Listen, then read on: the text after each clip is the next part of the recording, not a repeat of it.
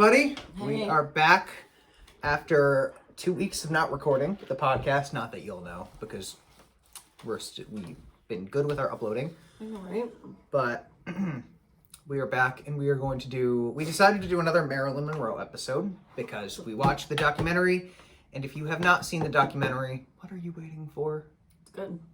It's good. It's good. Talk about it. We're going to tell you why it was good. Mm-hmm.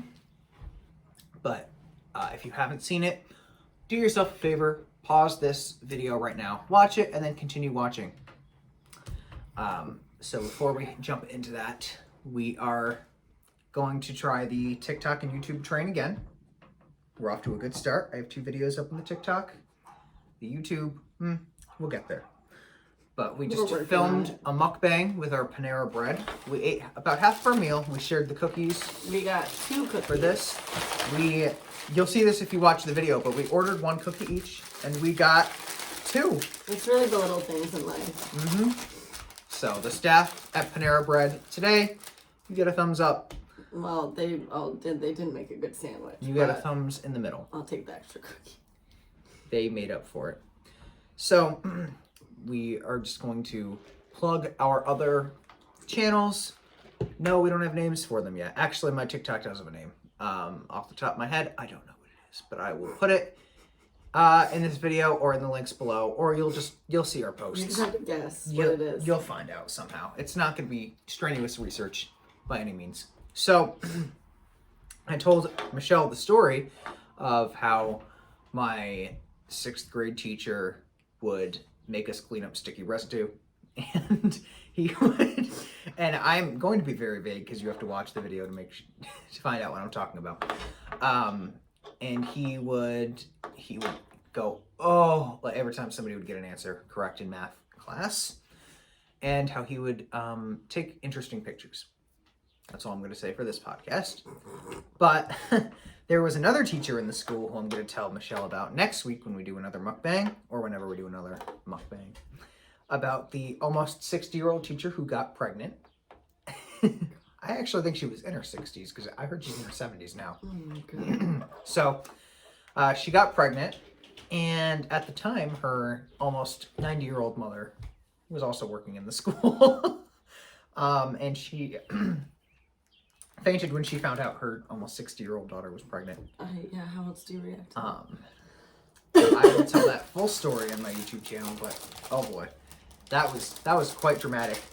I think I'm going to tell a lot of school stories, because I went to a Catholic school that was not accredited, that I know of. We kind of think it was just like an experiment. They wanted to see how kids who attended a school where there were no, teachers, no actual teachers teaching classes. See how it would go. See what these kids are going to be like in 10 years. They just rounded up people out of the asylum and jail, and we're like, you're going to teach these kids now. And they threw a few real ones in there just to, make it seem... You have to make it believable. Yeah, you got to make it believable. But everybody else, I think they found them digging through trash in the dumpster. Something like that. You just walk around the middle of town like, perfect. Perfect specimen. They probably just went to the forest. The tunnels. Yeah. Hey, maybe they played a game, and then, What is that person watering? Oat milk. I wonder how that guy's doing. I wonder if we found somebody to get his oat milk. What is he watering? I don't know. Oh my God, it's like he's just spraying water. Literally. Is he running a little sprinkler? And kids are running through? There's no one over there. Wow. Is he okay? This is a weird place to live. Dang. What was I saying a second ago? I don't even know anymore. Yeah, no, maybe this is how they recruited teachers for my school. They went to play a game in one of the rooms, and as they were leaving, they found one trying to steal toilet paper. They said, "You want a job? Sure. Free housing." Oh, God. I mean, it kind of sounds like it. So, anyway, if you want to hear all those exciting stories, I'm sure I'll have guests at some point. Go to my YouTube page. You'll find it. But today, we're going to talk about somebody who we can't find Marilyn Monroe. That was not a good segue. I tried. Okay. Now, before we jump into that, I don't know if you want to take a minute to search your phone for any weird stories for the week. I don't know if you had any. Did I send you any? We like to do silly. I'm sure you did. Did you? Oh, you did acknowledge that. The UFO picture. The last one we did was Granny, the African ghost Granny, who would spank them. You can't get this cookie. Dogs can't have chocolate. Well, I know you sent it to me, but I wanted to share about what you sent. I sent Where'd something? it go? Oh, yeah. I knew you would like that one. So the famous haunted Annabelle doll is going to be on display at our very own Mohegan Sun Casino this fall, which sounds like a great idea to have an extremely haunted doll in a casino with a bunch of drunk, disrespectful people. I can only imagine what that's gonna, and on top of it, like the whole concept of the casino itself on old, Native American ground, like they're really just asking. Someone's gonna end up dead. They're really just asking for trouble. Then also the Annabelle doll was never supposed to be transported, because my parents met the Warrens and they told my parents how real it is and how like you genuinely like need to keep it in a case, like you should not be messing with it. So yeah, let's just put it in the casino. We're gonna have to go visit it though, Yeah, I was gonna ask. I was unsure what you were gonna say a second ago because I was like, oh damn, does she not want to visit it? Oh no, I absolutely do. I just think it's a horrible idea. But what day is it? Did they say? October 29th. That is cool. Oh, on top of that, So 2 days before Halloween. It's gonna be like a convention, I guess. Oh wow, we're definitely gonna have to go. It's gonna be the Warrens Seekers of the Supernatural Paracon. It's a convention hosted by like blah blah blah. Special guests scheduled are Ghost Adventure star Nick Groff and some other people. I know who that is. And the daughter and son-in-law of the Warrens. Dang, we should ask if we can have a booth. Yeah, right? That would be way more convenient. Yeah, I know. We got invited to another con in Chicago. But I'm going to tell you right now, though. The second I see that there's somebody famous going to that con, I will go. Yeah. I will go. But so Well, that'll be a fun adventure. I honestly might reach out and be like, hey, can we have a booth if we advertise? I would even pay a little bit for a booth. A little bit, not a lot. At Mohegan, yeah. Because it would be more worth, especially if there's like already going to be stuff like that. That'd be fun. Well, so who knows? Anything's possible. Who knows? If any of you running that thing are watching, reach out to us. We're fun. We're funny. We're scary. We're fun. We're fun and scary. Fun and scary, because you can't have one without the other. So sorry if I have a little cookie on my teeth, but they were just too Is that good, the and I free have one? a whole nother one. Did it taste like the free one? It was good, so we'll see if the other one was better or not. So Marilyn Monroe. Yeah, we learned a lot. So I thought the documentary was very interestingly done because they had all those interviews. Yeah. And they had people lip syncing. So they had the real interviews, but then they hired actors to lip sync those interviews, which I thought was pretty cool. They didn't really have a lot of. They had more, I would say, personal acquaintances than anybody famous. They did have Jane Russell, who was an actress, but that was really the only famous one I remember. They interviewed her family. I want to say maybe one of her agents or something like that. There's a lot of people that worked with her. So they started kind of from the beginning. They said she was adopted. She went around different foster homes. But she did end up with her biological mother again, I believe. And I think we said in the last time that her family had a lot of mental health troubles. Like there was schizophrenia in her family. Bipolar. So that was the reason why she didn't want to have kids, because she didn't want to pass those genetics down. So she had kids. But she did marry a couple of times. They mentioned she married Joe DiMaggio, the baseball player, and I don't know if you remember that story about when she was filming The 7-Year Itch. Yeah, and he got all jealous and butthurt about it. So I guess because she was, the star, even though, I mean, he was famous in his own right, baseball player. And I think he holds a record, actually, to this day. Well, I'd have to ask my brother. I'll never be as famous as Marilyn Monroe, so that's probably why he got all mad. So, he, I guess, was not very happy that people were looking up her skirt, because in that movie is the iconic, the subway air lifts her skirt. So he was not happy that that scene went down and people were able to see up her skirt. So I guess they, one of the dogs hit my foot with his head. They saw her with a bruise or something like that. So I guess they were insinuating that he beat her. So that marriage didn't last. I think they said it lasted about 9 months. And then she wouldn't do interviews about it. If you saw those remember seeing those interviews, she was not talking about her marriage. I wouldn't want to talk about that either. So,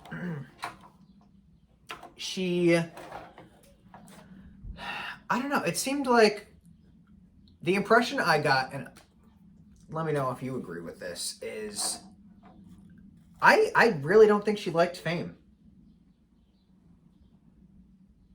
Like, I don't think she enjoyed being I almost feel like she felt after, I mean, maybe in the beginning she wanted to be an actress, but I feel like she got to a point where it became a burden. I don't know. Well, it's hard to tell because, people say one thing and then they mean another, but she did say, like, in a couple of those interviews that, like, she loved people and, that all she wanted was to be an actress, so. I'm almost thinking maybe it was more, she thought she wanted to be an actress, but really she just wanted attention from people, and not like in a desperate way, in a I didn't get attention my whole life sort of way, and she was almost seeking approval from people. So clearly it did become a burden for her, as she became the center of attention from everybody, especially the Kennedy family, who they kind of didn't introduce them until later in the film because they wanted to profile her early life. Plus, they really were only around right before she died anyway. Yeah, exactly. So she was pretty much a hot ticket. Everybody wanted to work with her. Basically, it was the first big chunk of the documentary. It was a bunch of casting directors, a bunch of people she worked with in the industry, basically giving her a character report. She was very shy. Kind of painted her out to be almost like not a nerd, but I want to say nerd. Like kind of like the geeky kid in high school that doesn't really talk much. She was just more of like a recluse. She didn't really grow up with those social skills, so she had to adapt to it. Yep. But clearly her talents and her looks brought her into that position. And sorry, the dogs are distracting me. So the Kennedys come into play, and I forget who did they say who was first, Bobby or John F. Kennedy? Maybe around the same time. So they were talking about all the parties that they would have at that house. So she would basically party with the Kennedys and a bunch of other people that they interviewed. And she became very, very close with John F. Kennedy, who was the president of the United States at one point. I forgot what number he is. And his brother, Robert Kennedy, who was a senator, I believe, from Massachusetts, because that's where JFK was from. But who knows? So, so this, and I mean, they kind of reflected on the Kennedy family as a whole for a little bit. The father, if you have not seen our Rosemary Kennedy episode, you've got to go way back. You've got to go way back. They weren't the best people. No, the parents, especially the father, because he was the one that arranged for the lobotomy. Mm-hmm. So if you don't know, Rosemary Kennedy was one of the Kennedy siblings, and she was a little bit promiscuous, and she was just living her best life, mm-hmm. and her dad didn't like it, so he drilled a nail into her brain. Mm-hmm. Yep. Rude. So, they had a lot of scandal in that family. Let me tell you. So rude. They had a lot of scandal. So, more scandal arose when Marilyn Monroe started sleeping with two of the Kennedy brothers, who were both married with children. And fun fact, Bobby Kennedy's wife is still alive. Let's go ask her what happened. I know. She's older. I think she's 94. Well, and wasn't she the one that, like, called out the whole timeline when she was, like, saying that, like, Bobby got called from that party at, like, 10 o'clock to, like, go over there, but then, like, but they, like, found her at, like, 3. So it's like, okay, so... But they didn't interview her, but they did mention her. But they also mentioned the people they interviewed, the friends of that basically... So, skipping ahead to Marilyn's death. Let's unpack this timeline. That doesn't make any sense. Because that's what's bothering me. Yeah. So, as most of you know, she sang that rendition of Happy Birthday, Mr. President, to JFK. And after that, things started getting funny between them. There were, what was it? The plans that the government... They were testing weapons? Probably. So they were testing weapons, stuff about aliens. Like there were a lot of government secrets. A lot of things that the government did not want the general public to know. Right. So, testing weapons, knowing about aliens. I think we're both discussed, like seeing UFOs.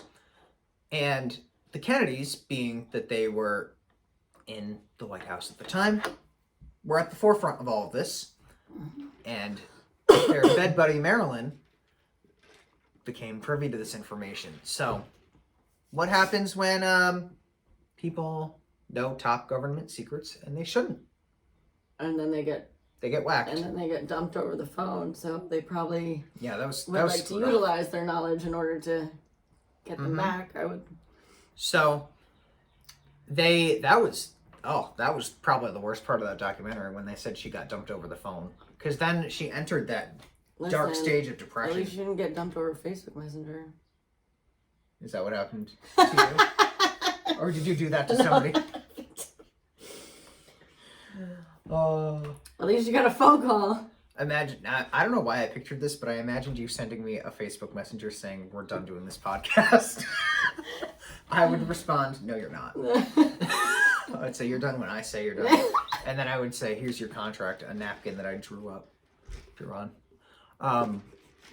So that was like, they really emphasized how messed up she was after that phone call. Very hurt.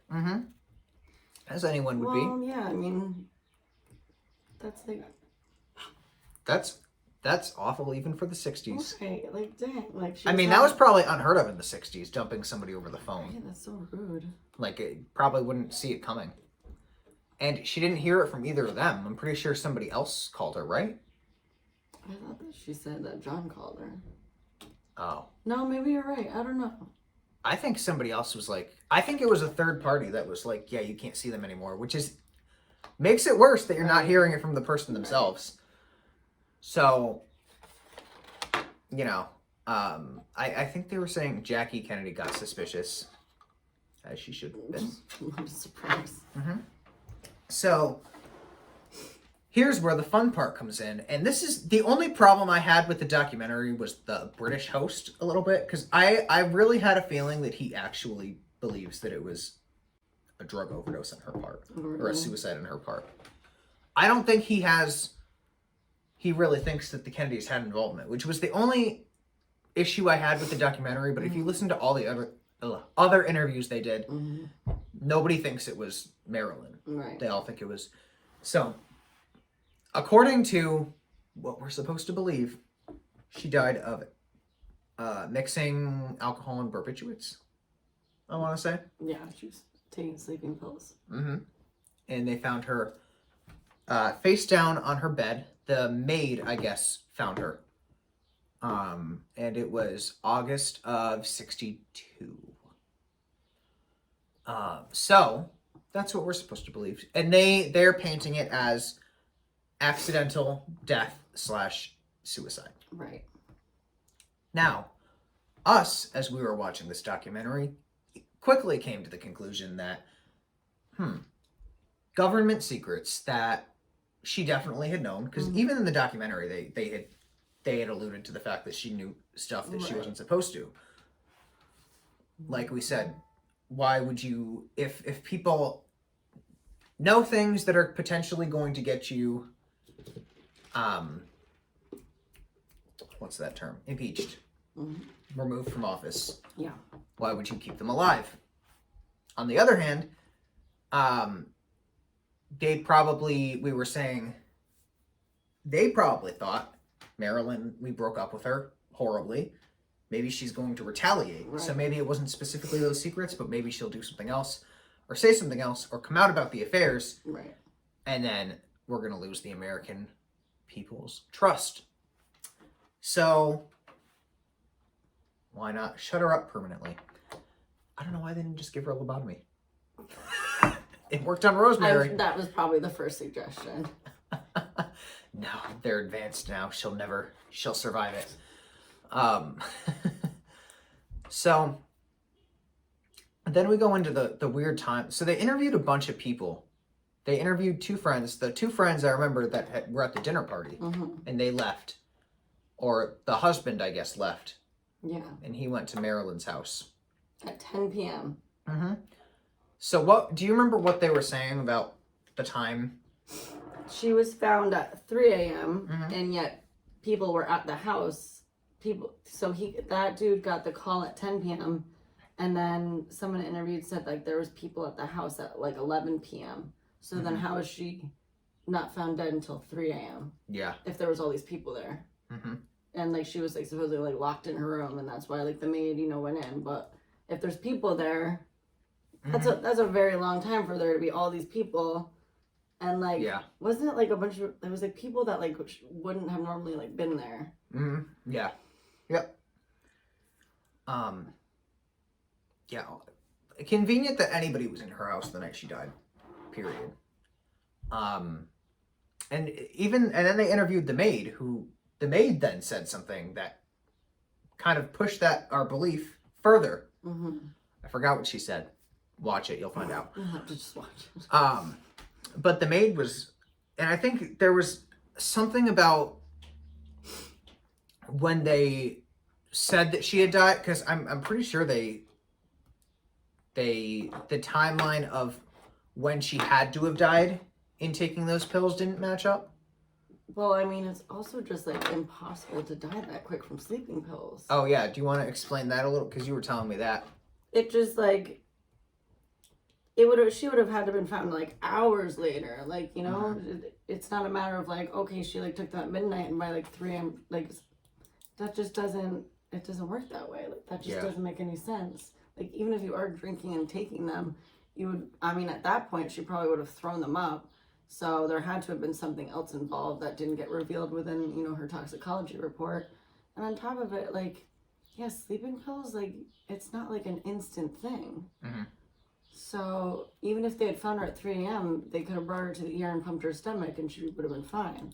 So essentially, and I'm pretty sure the documentary even repeated this, but what we are saying is it's very unlikely that the sleeping pills and the alcohol would have killed her. Right.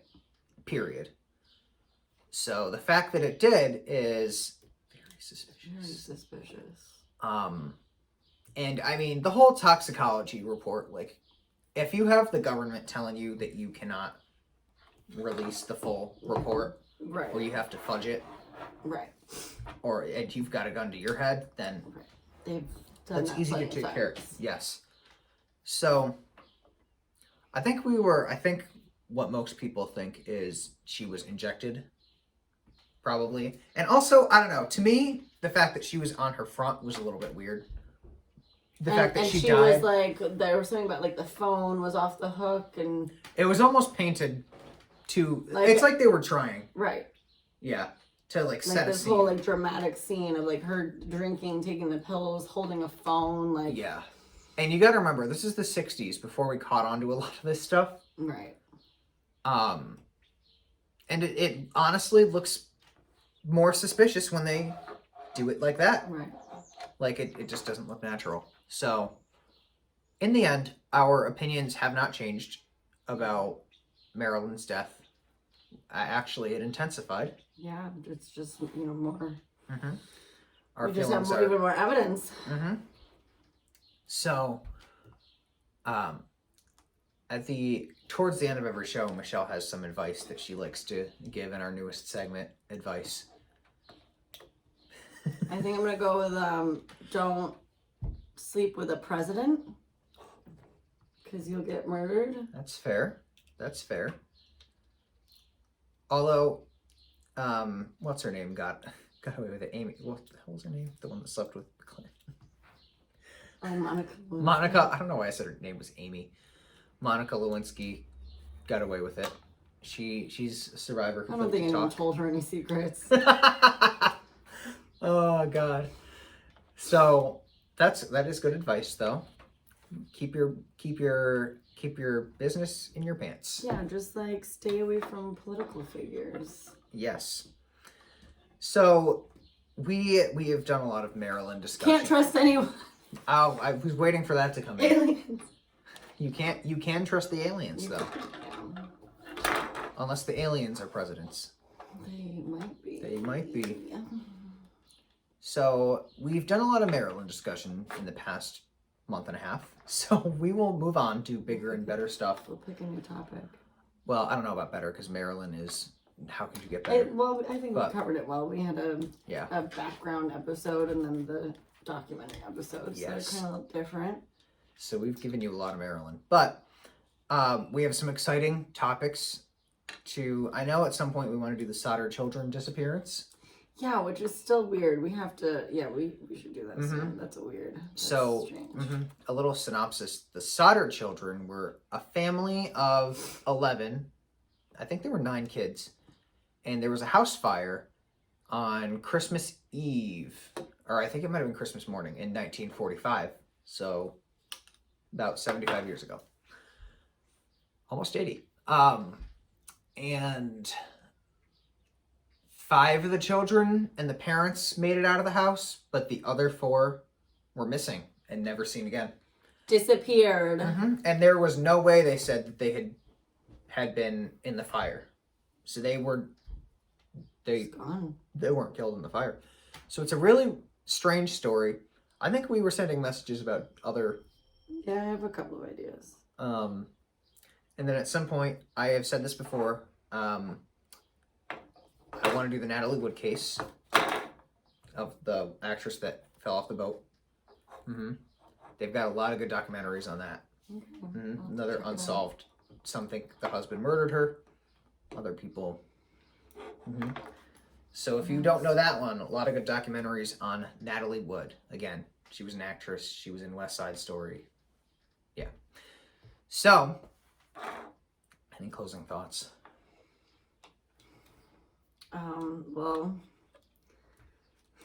I don't know. Don't get the chicken sandwich at Panera. Yeah, it's not that good. Cookies are good though. Cookies are good. Speaking of which, we both have another cookie that we've got to eat. So we won't be crass and eat it in front of you. Yeah. Maybe we will. Hopefully you all had a nice Mother's Day. It's my birthday tomorrow. May 12th, because I know it's not going to be uploaded tomorrow. But say happy birthday to me. Write me a happy birthday message. Michelle better post something on the page tomorrow for me.